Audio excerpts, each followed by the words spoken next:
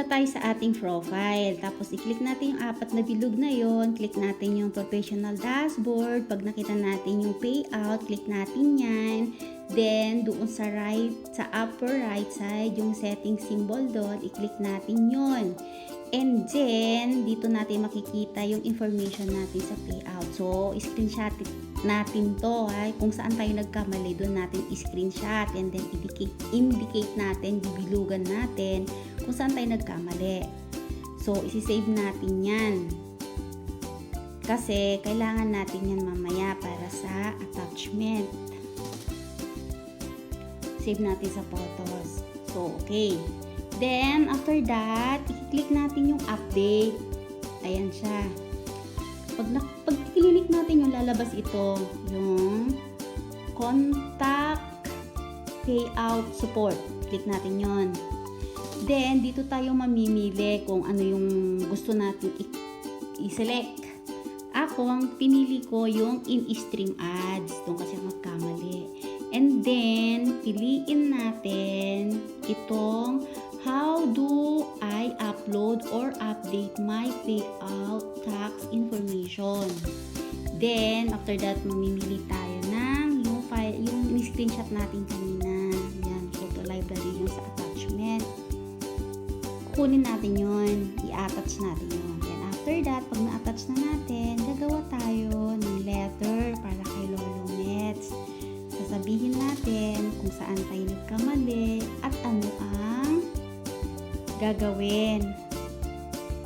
Example, etong ginawa ko. Mali-mali nga lang ang grammar, pero maiintindihan naman ni Lolo Mets. Yon, eto. Hello, Facebook admin. So, pero bahala na kayo kung ano yung gusto nyong ilagay dyan. Ganon. Ganito rin yung step kung nagkamali kayo sa name, sa address, sa birthday. Ganito rin, ganun step rin. So, ito yung sa akin naman yung message ko.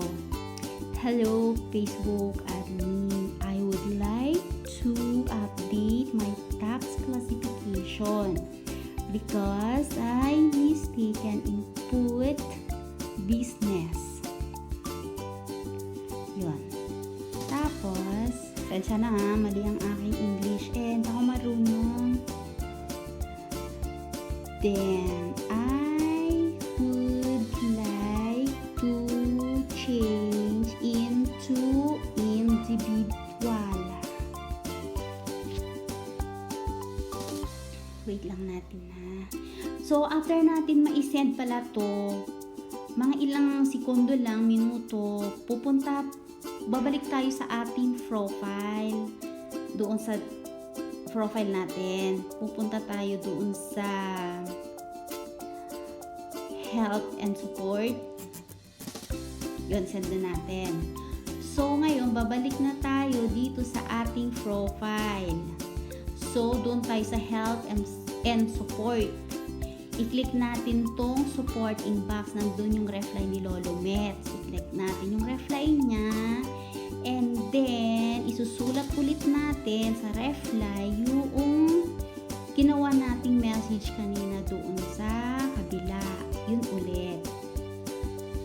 So, ganun din yung sa add attachment. Kung ano yung in-attach natin kanina, yun din yung ilalagay natin dito. Parehas siya. So, after nating ma-send itong letter na ito, mag-antay lang tayo ng ilang minuto o ewan, basta ganon, may mabilis, merong hindi. Yung reply ni Lolo Meta, yun ang susundin nyo kung paano nyo mapapalitan yung saan kayo nagkamali. Kung pinalitan niya sa kanyang system, okay, wala na kayong gagawin. Pero kung magbigay siya ng instruction kung paano yung palitan, yun ang susundin nyo. Okay?